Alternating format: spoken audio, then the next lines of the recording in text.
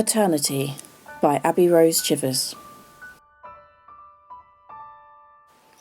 Lynn's hands trembled as she fumbled with the thread, lining it up with the eye of the needle.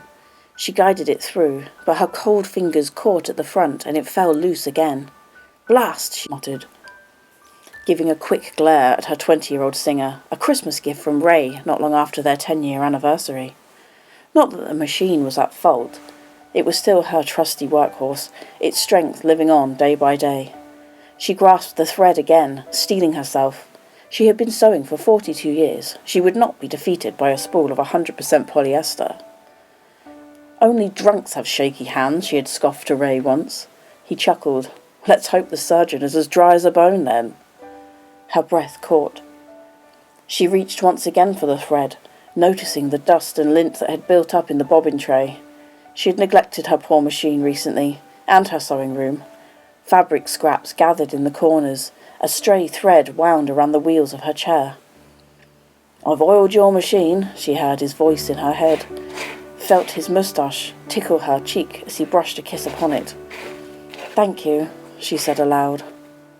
Silence replied. Once the tension was adjusted, she reached for the pattern pieces she had cut the night before. First, the tummy piece, cut from a lovely soft brushed cotton in red check. Then the head and legs, grey stripes, an old favourite.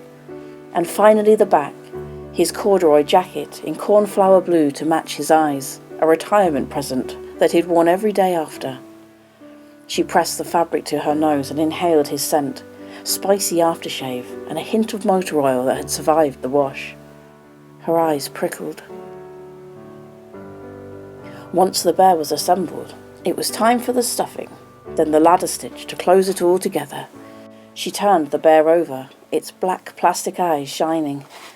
A Christmas gift for Lexi, their only grandchild, so far. Ray wouldn't get to meet the others, if they come. Lydia was trying again after her loss, and Lynn still had hope that Nathan would reconcile with his wife. Ray had spoken to him before he went into hospital. Surely they could work it out, especially now. No matter, she told herself as she swiped the tears away. There was a whole wardrobe upstairs, full of shirts, jackets, trousers. Ray would live on, she promised it. Bears, ducks, Christmas elves, everyone can share a piece of him. This was her gift to the world. "Do you like it?" he had said, smiling like a schoolboy as she unwrapped the sewing machine. He was already wearing the reindeer jumper she had given him. "I love it," she replied, "almost as much as I love you." He pulled her into a tight hug. "Forever and ever." She breathed deeply, savouring the familiarity of his scent. "For eternity,"